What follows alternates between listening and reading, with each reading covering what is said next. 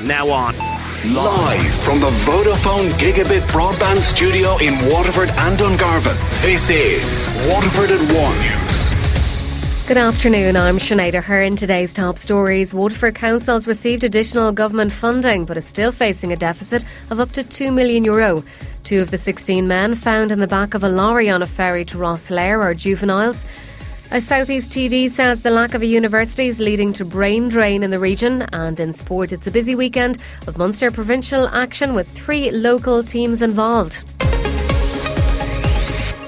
The Mayor of Waterford City and County says they could still be facing a €2 million shortfall this year. It emerged this morning that the local authority has been granted an additional €2 million in government funding. It's to help offset the €3.3 million the council is losing due to the revaluation of Irish water rates. Mayor John Pratt says he still hasn't been officially notified of this €2 million. And I heard it on the radio this morning when Councillor Cummins, who obviously was privy to information that the rest of us councillors aren't privy to, and haven't been told about the 2 million. I suppose I can say that I welcome it very tenuously, because the reality is we're still shortfall of 1.3 million, and that's outside of being told at a recent workshop that there could possibly be another 750,000, which still means there's 2 million of a shortfall. He's calling on the government to cover the full €3.3 million. It is a government decision, and that nobody believes it's any differently. It's compensation that had been in place, and they have decided that they're not going to fill it. And I suppose the reality is that we were hoping to be in a position to deliver a fair budget that would, try and improve services. But we're now in a situation where we still win a budget. We have a budget meeting on the 29th of November, and it's going to be a very, very difficult one to pass. Fine Gael councillor John Cummins spoke to Damien Tiernan on Daisha today. He says budgets always bring challenges. Only 2 years ago, we had to find 1.2 million ahead of the budget, a week and a half out from the budget, as a result of a different revaluation of global utilities, in that case telecommunications. So, we were able to manage that then. Obviously, we are not in the controlling pact that controls the purse strings of Waterford City and County Council at the moment, but, we have been constructive in trying to lobby, obviously, our ministerial colleague in getting this additional 2 million, and we certainly won't be found wanting in trying to come up with solutions on how to find the gap over the next 7 days too. It's emerged 2 of the 16 males found in the back of a lorry on board a ferry to Rosslare yesterday are juveniles. They're being cared for by Tusla, while the rest of the group, believed to be Kurdish, have been moved to a Dublin reception centre to be processed by immigration officers. Shane Beattie reports. Further information is emerging about the 16 males found in a trailer on the back of a truck on the Stena ferry from Cherbourg to Rosslare. It's believed they're Kurdish and possibly from Iran or Iraq. 14 adult men have sought international protection. They'll be processed by immigration officers and could be housed in direct provision. 2 of the group are juveniles. They're now under the care of Tusla.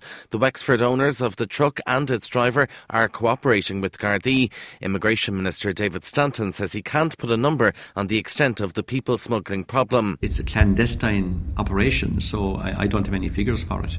The Gardaí and the authorities and the Minister are taking it very, very seriously. This woman's family paid a smuggler so her 6-year-old son could come to Ireland from Zimbabwe earlier this month. They paid a smuggler so that he could come and join me because it wasn't safe for him. The same thing I ran away from. It was not very safe for him to be living there. The discovery of the 16 males is leading to calls for greater security at Rosslare Europort to stop people smuggling.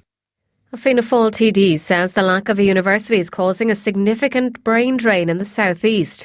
The application for a technological university is yet to be submitted after union members at IT Carlow rejected the agreement reached with Waterford IT. James Brown says young people are leaving to get their education and they're not coming back. He says it's having a real impact. Not only in terms of convenience and cost, because they have to travel further to get the education, making it more difficult to get that education, it's also impacting on attracting employment to the South East. What it means is that foreign direct investment and major international companies do not want to set up where there is no university because their employees cannot get the training necessary with the accredited university to help to bring them there. And that in turn leads to lower job quality, greater impact on socio-economics. We have the highest unemployment rate of any region, and that is directly linked to a lack of a university. And I'm not hearing anything about in terms of driving on that university in the South East. However, Minister Mary Mitchell-O'Connor says she's hearing a lot about the TU for the South East and she's hopeful that agreement can be reached between WIT and IT Carlow. I know it is the nature of major changes that industrial relation issues will arise.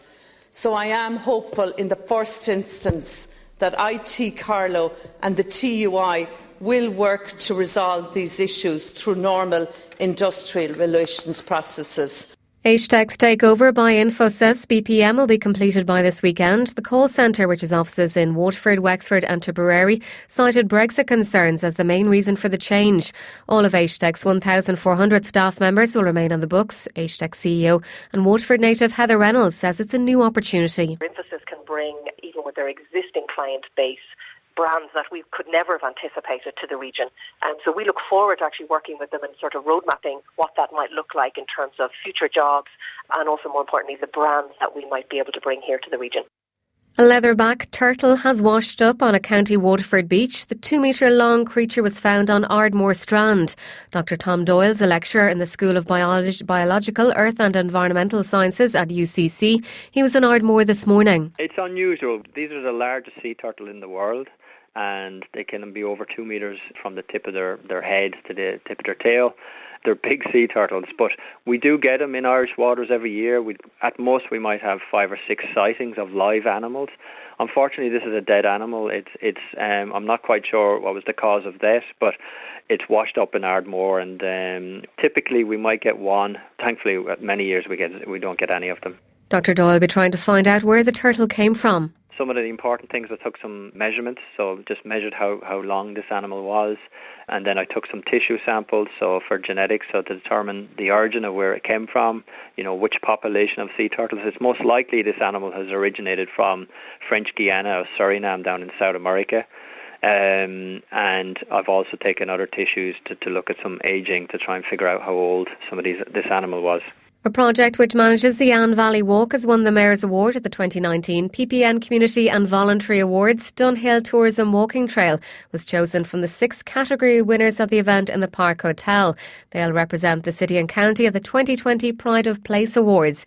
Willie Moore is the chairman. The event here was lovely tonight, and there were so many good groups in it. So we feel privileged to have ended up, first of all, winning the section, but we were flabbergasted to have taken the overall section, so we are very proud. The WLR-sponsored Billy McCarthy Award went to Anne Chasty, who's been chairperson of the Tramore Tidy Towns Group for the past 11 years. Billy was from Tramore, and to bring that award home to Tramore is a true honour for me as chairperson of Tramore, and as you know, doing so much work. And I used to see Billy, and I used to think to myself, oh gosh, I hope he mentions me, on his radio station, humbled to be out there working. And I'm truly, passionate about Tramore, and absolutely delighted to accept the award. And Dungarvan aglow is cross-promoting with Winterville for the first time this year. The festivals both launched this weekend. CEO of Dungarvan and West Waterford Chamber, Jenny Beresford, says it makes perfect sense. We are promoting Winterville to people who come to Dungarvan, and they are going to promote Dungarvan aglow to people that go to Waterford. And it makes sense, we'll say, for the next few years that we are stronger together and that we work and support each other more, because it's people outside the county that we want to attract in, and therefore it's great that we're working together towards that. WLR Sport. Starting with Gaelic Games, where it's a busy weekend for hurling in Munster with 3 Waterford teams in provincial action. St Mary's face Carrickdavins in the Munster Junior Hurling Championship semi-final in Clonmel tomorrow. On Sunday, there's 2 finals down for decision. First up at 1:30, Ballysackard to take on Father O'Neill's in the intermediate decider in Farfield, and half an hour later, the senior final throws in at Porky Rin, where defending champions Ballygunner take on Borrisalee. Ballysackard midfielder Kieran Bennett's the joint winner of the October WLR Granville Hotel GAA Award. He's the 3rd Bennett brother to claim this accolade, following Shane and Stephen. Kieran struck 9 points from play in the Western final win over Ardmore and added 4 in the county final against Ballygunner as the Blue and Navy earned promotion to the senior ranks. He says the whole village will be behind them for Sunday's Munster intermediate final against Father O'Neill's at Farfield. They seem to be doing it so far, so please God. This is a great plus that we have it in Dungarvan, whatever chance we have. They're such a good team. They're favourites to win the All-Ireland, I think. So we've nothing to lose. We can go out and play out that freedom again, hopefully, and please God, with a bit of luck, we might pull it off. In rugby, Waterford's Jack O'Donoghue will be returning to the Munster starting side for their clash against Racing 92 in the Heineken European Champions Cup. He's one of 3 changes to Munster's starting line-up for the clash at Thomond Park, which kicks off at 5:30 tomorrow. JJ Hanrahan, Tyg Byrne and Jack all come in, while Albie Mathewson's on the bench for what will be his final Munster appearance. Simon Zebo and Donncha Ryan will both start for Racing 92 against their former team. In soccer, the Republic of Ireland will need to win 2 games on the road if they're to reach the finals of Euro 2020. Mick McCarthy's side will travel to Slovakia in the playoff semi-finals on March 26th next. Should Ireland win in Bratislava, they'll be away to either Northern Ireland or Bosnia-Herzegovina in a one-leg playoff final on the 31st of March. In golf, Shane Lowry has boosted his chances of winning the race to Dubai with a second round 68 at the DP World Tour Championship.